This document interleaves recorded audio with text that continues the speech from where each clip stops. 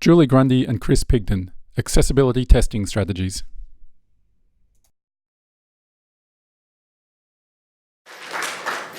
I think you should start, actually. All right, we're going to go to the... So hi, I'm Chris. I'm a digital accessibility consultant at Utopia, and I've been working there for a year and a half. And it's been great. It's been I've learned heaps within that time, and that's something that I always wanted to do in my previous role, where I was working as a tester on an agile team, where accessibility was just kind of part of my role. And so that experience of that role gave me a good understanding of the kind of frustrations and the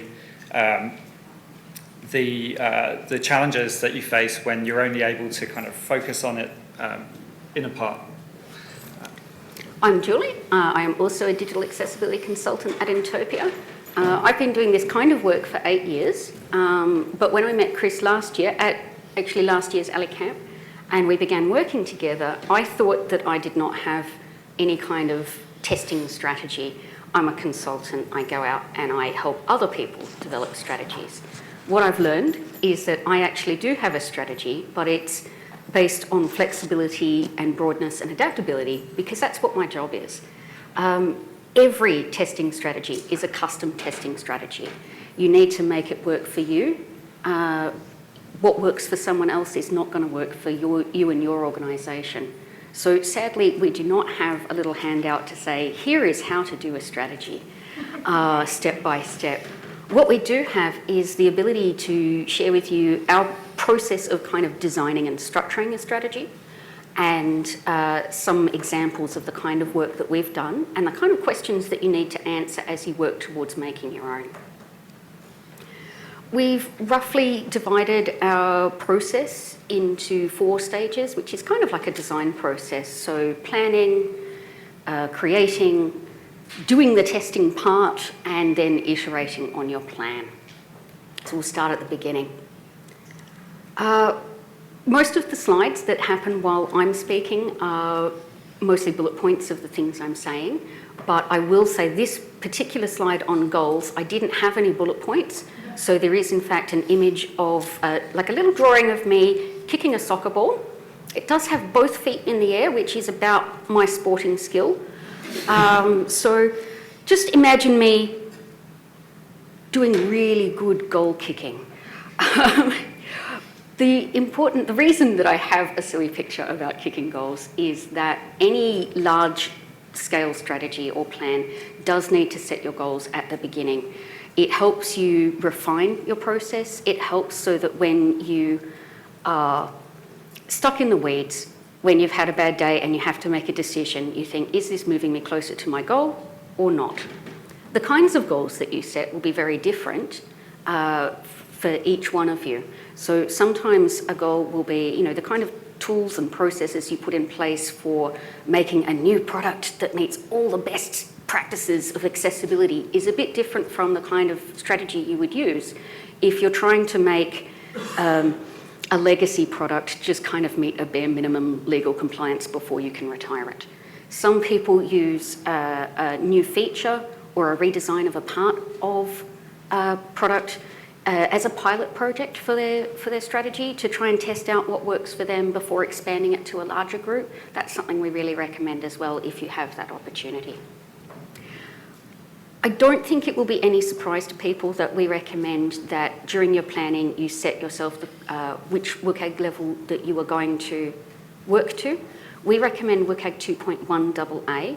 It's not an official Australian standard yet, but it will be. And it always takes time to get these things up to standard. So if you start now, you can, by the time it becomes a law, you'll be ready for it. We also recommend that if you are working on a product that has people with disabilities as the main primary audience, you should work to the AAA standard instead of AA. That's what it's there for, and that's what we do with our clients. The interesting thing, I think, is that if you are not using AAA as part of your main standard, you should still look at those criteria anyway and possibly include some of the ones that are relevant to the type of product that you're working on. If it's a content-heavy website, I have to check the number, 3.1 criteria, AAA criteria for readability are really useful. if you're working on native apps, the 2.5 input modality AAA criteria are really, really useful, but perhaps maybe the multimedia type ones won't be as relevant to you. So have a look at these things and add some extra in as best practice, if you can. Okay, so hopefully you can hear me. So I'm going to talk a little bit about tools. Right now on the script slides is just a whole lot of logos. I'm not going to read all of them because it will take me the length of this talk to do that. But basically, there's a lot of tools out there, and there's new tools coming out all the time. And that's a good thing, but it could be a little bit overwhelming or confusing if you're new to testing accessibility. So the good news is we don't use all of them. We don't need to use all of them to do our testing. So we're going to focus on what we do need and what I personally prefer to use.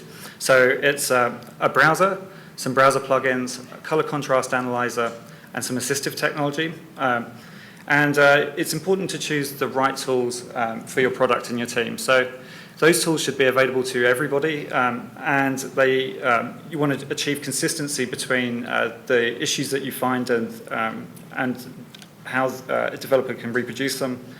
And you also want to get the best possible coverage that you can. So with browsers, Chrome and Firefox both have some really great tools for testing accessibility. They'll let you inspect an element in the DOM and then view the accessibility tree to see what's being exposed in the accessibility API. This is the API is how the screen reader interacts with the browser. So it's really useful for when you want to find out if you're investigating why a screen reader is saying something or isn't saying something. It just gives you that extra level of detail and clarity in your investigation. There's also some really great browser plugins that we use for testing for both Firefox and Chrome. There's Axe, Arc Toolkit, Accessibility for Insights. These are just some of them. There are other tools, but these are the ones that I would personally use. They help us by automating some of the basic tests, and they can quickly detect errors, which helps us when we're doing our manual testing. There's a lot of crossover between the tools, so it's worth just trying them out and seeing which ones work for you. But then when you do make a decision, document them as part of your process and then make sure that everybody in your team has access to them and knows how to use them. So those browser plugins that we just mentioned, they'll also test color contrast. They're a quick way to scan a page and then detect a whole bunch of contrast issues, but they're not always that reliable. So we also use the Pestiello Group color contrast analyzer to manually inspect elements.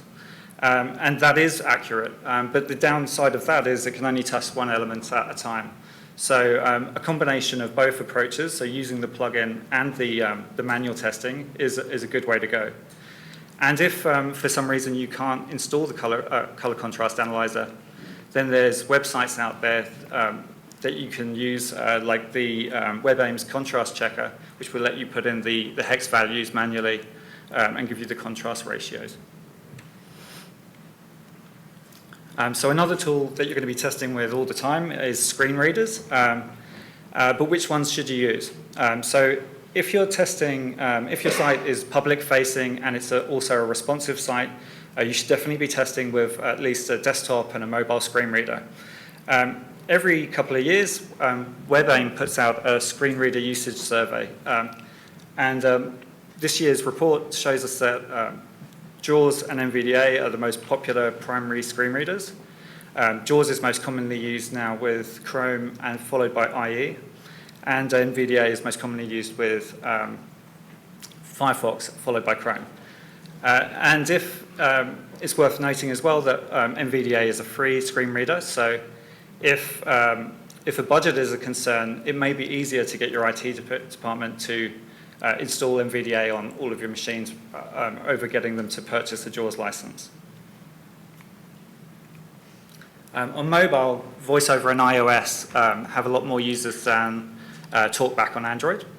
So if I was limited in what I could afford to test on, I would probably be focusing on VoiceOver and iOS just to get the greater level of coverage. And if possible, you also want to try to test with some kind of speech input tool, like Dragon Naturally Speaking. So it's always a bit of a balancing act between getting the best possible coverage and what you can afford to actually test on.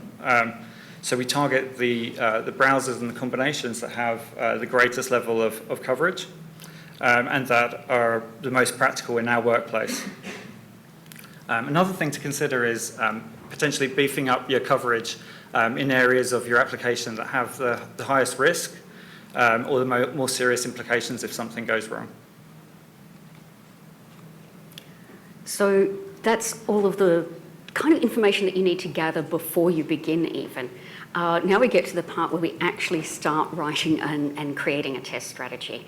A good test strategy should have some test cases, but it is more than that as well. We also want to have some supporting materials of various types that we'll talk you through. Okay, so it's definitely worth investing your time in developing your own test process. At Intopia, we've spent the last year and a half kind of working on our process, and I want to share a little bit about what we learned and how we approached it. So when I started with Intopia, my knowledge of WCAG was fairly mixed. There was some stuff that I knew quite well. There was other stuff that I really needed to work on. So to start with, before I started working on test cases, I needed to go back to the success criteria and start doing some research. And so as I started to go through the success criteria, I started to create a high-level checklist, basically listing out all of the things that I would need to check for each of those criteria. And I made a point of not worrying about it being perfect. I just tried to get something that I could work with as quickly as possible, and then get feedback from the rest of my team, and then just start to iterate on. So when I had this checklist, I was able to then start to flesh out each of the test cases. A good test for an accessibility test is going to work as a high-level check for people that have experience. That way they can just kind of periodically glance at it and jog their memory. But then provide a way for a less experienced user to dig in and get more detail. And a good test will also test one thing at a time, so it's fairly granular. You want it to be very clear when something passes or fails. And I would also try to identify best practice versus compliance, so I normally include that in the title. So every test would have an issue summary or a test case summary, a kind of description, which is the steps to perform that test, an expected result, the type of test, so compliance versus best practice, and the success criteria that it's testing, if it is testing one. And in this example on the slide at the moment, I can show that process is set up in a test management tool called TestRail. And the good thing about that is you can have a pool of test cases in TestRail and then create test runs for the things that you're going to test, and then pull in the relevant test cases into that test run and distribute it to maybe a less experienced person on your team to perform the testing if that's what you're doing. So another thing to consider when you're creating your test cases is how you group them. If you were to run through the test, your checks, in the order of the success criteria, you'll find you jumping around a lot. You'll test an element, and then a few success criteria down, you may be coming back to that element and testing it again, but from with some other considerations. So it's important to group them in a way that it's easy to find the tests and in a way that will flow logically if you were going to run through them. So at Intopia, we're organizing our tests by page and by component. And under the page level tests, we structure them by topics, basically. So it could be success criteria, but it could also be elements. It could be subjects like contrast. And for the component level tests, we order them alphabetically, so it's really easy to find all the test cases for something like an accordion. And the test cases within that grouping may cover multiple success criteria. So sometimes in software testing, we create a traceability matrix to map our test cases back to our requirements and then track their status as we perform them. Well, with accessibility tests, it's also a good idea to have some kind of traceability to map your test cases back to your success criteria. And that will reveal where you've got gaps in your test coverage. And it helps you to kind of identify where you're going to concentrate your efforts in beefing up your test cases. And if you were to say, let's say you don't have time to develop your test process, so you're going to be, you've got to hit the ground running, you've got a project starting next week. A shortcut could be Accessibility Insights, which is a free plugin for Chrome. And the good thing about that plugin is it has acts built into it, so the first test that you run is acts, but then it will step you through the manual testing process. And it will actually identify areas of the page to perform specific tests, so it's really useful. And actually, if I was developing my own test process, I'd probably look at that as well and just get ideas for the grouping, the way that they group the tests, and the kind of tests that they write.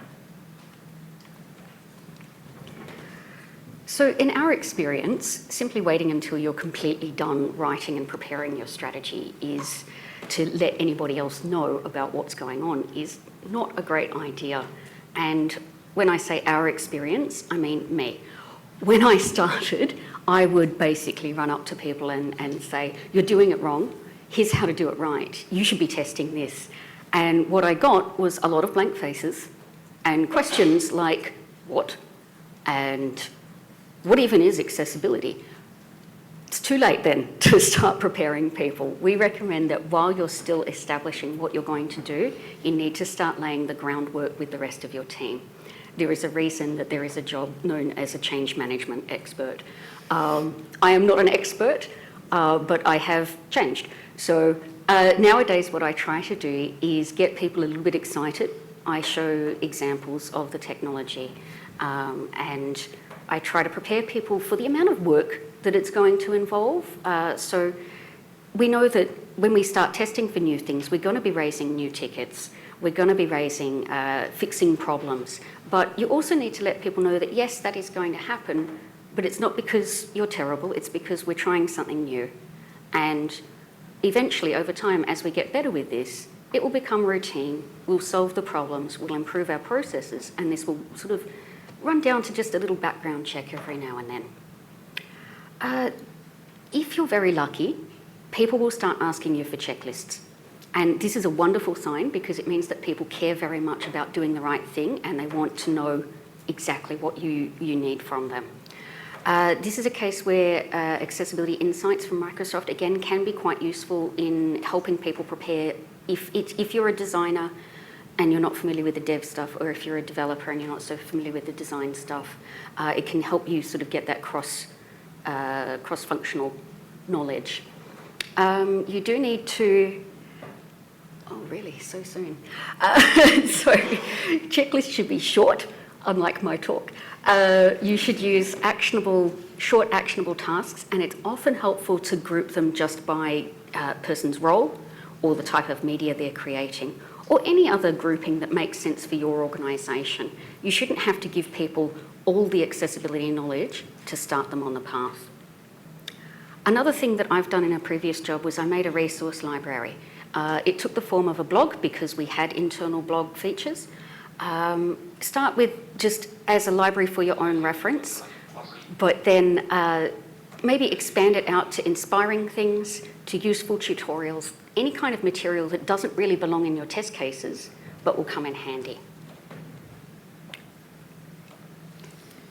Okay, so testing. So initially when you start testing accessibility and you're following test cases, you can expect that it will slow you down a little bit. So when you're actually referring to test cases, it takes a bit longer. But just know that over time, as you keep performing these same sets of tests, you'll start to, they'll actually just start to be ingrained in your memory. And eventually, they kind of, when you're looking at an application, you just kind of call these tests up from memory, really, on the fly. And it speeds up. But the real benefit is the process of creating the test process is a really good way to learn, and also sharing that knowledge amongst the rest of your team. So in this example, I've got an accessibility issue that's been raised in Jira. When you report an accessibility issue, it's important to try to be consistent in the way that it's worded and structured. There should always be an issue summary, the description, the steps to reproduce it if there are some, the severity, the type of issue, so compliance versus best practice, and the success criteria. And then an expected result versus an actual result. Optionally, with accessibility tests, we sometimes include kind of a why it matters statement, which explains what the impact is on a set of users. And then we provide a recommendation. So if you know the recommendation, you may not in a QA role, but if you do, then we provide that as in there just to help the developers. It's also important to try to report the problem and not the symptom. So in the example on screen, I have a bug which I've written. So on the home page, when I navigate to the account menu button with JAWS using Chrome, then JAWS says unlabeled button. And that's okay, but it's really not the issue. The actual issue is the account menu button doesn't have a programmatically associated label. So it's important to try to give the details of the problem rather than describing it. It will save time when you're working with the developers. Another thing with accessibility issues that works well is you can create issue templates. So often it's for each of the set test cases, there's often the same kind of issues that come up time and again. And you can create templates which are kind of generic. They're not. They specify the issue, but they have areas which you can replace, and this can really be a big efficiency when you're doing this kind of testing, because it lets you focus on the testing, but then the write-up, a large part of it can be done already. When you're using a tool like TestRail or another any kind of test case management tool, you can often push the defect directly from the tool. And that can raise a bug directly in Jira. So it's a good way to work. It's a good way to get consistency in your bug reports and consistency in your recommendations. Finally, we get to the most important part of any large strategy, iteration. I'm not going to lie, the chances of you actually making a really wonderful accessibility strategy on your first try is pretty low. But don't let that stop you. Do it anyway. Have a go, do your best, and then iterate. That's how tech works. I would recommend, while you're working on all of this, gather statistics. How many tickets raised? How many bugs resolved? How many solutions created so that the number of tickets raised was dropped? That way, when your boss comes asking you, so how's that accessibility thing going? You can say, oh, here I have an executive summary prepared for you. Review your goals regularly. Make sure that you are on target to meet what your original plan was. It's easy in day-to-day work to get off track, and that might be because it turns out that your initial goal wasn't quite right, or it might be that the tactics you're using aren't quite getting you to where you are. You can't tell that and correct for it until you actually make a point of checking. And the final thing that I would like to say before Chris wraps up with an example of how our process has changed is complaints are clues. Seek out negative feedback, because as painful as it is to hear, that's where the potential pain points are. That's where your maximum gain is if you can solve those problems. And that's where the most robust and customized and useful testing strategies can happen, is when you've actually really worked hard to bring them all together off of that and solve all of those problems. Oh, I just noticed I had a note on my previous slide. Give praise where it's due as well. People are trying something new. It's additional work for them. When they do it even partway right, let them know that you noticed and you saw and you're grateful. Okay, so our own test process has gone through like 3 major kind of iterations over the past year or so. When I started working on these test cases, I was building them all out in TestRail, and I was very focused on test cases. I thought that's what we needed to get consistency across our reports from our team. So I made sure that each of the test cases had a lot of supporting information, and the idea was that if you were new to the team, you could follow this process and you would be learning as you were going through it, and it would have all this like background information in there. But then when I actually went to do my first audit with it, I found that there was just no time to read any of that supporting information. Actually, I was just kind of looking at the high-level checks. But what I was using was the issue templates. I was pushing issues into Jira a lot, and that was really actually helpful to me. So when I came out of that audit, the next step, I thought, was I actually wanted to just drop everything. That drop the test rail side of it, all the sophisticated integration with Jira and that side of it. And then I just wanted like a page which had a list of all of these issues that I could go with. And then I transferred them all to Confluence, and I just had like this huge page in Confluence that had issues and the templates listed below it. And then a table of contents at the top. And you could use the table of contents like a checklist, click into it, and then just drop down to the issues, and then those issues you can then use in your report. And that was working quite well, and people started to use it, and they were liking it, and it was a good process. But there was some feedback, like some people were having difficulty finding issues, it wasn't making sense to everybody, and also that The page was really slow. The page was really slow, and Confluence was crashing. Confluence was actually crashing. Couldn't handle this page. So the next thing that I did was, the next iteration was to create a workspace in Confluence, list out all the pages as list out all the issues as separate pages, and that worked much better. We had a left navigation that worked. We had a live search, very easy and clear to find the issues. And that's currently what we're using. And the main point with this is don't be afraid to kind of throw out things that don't work, use the things that do, and just keep working on it. This won't be the end of our process. We'll just keep developing it and making it better. Thanks, So- heaps. I was just going to say, we probably don't have time for questions, but please do come and find us afterwards. We love talking about this stuff. Everybody's situation is different. Give testing strategies a go. Ta.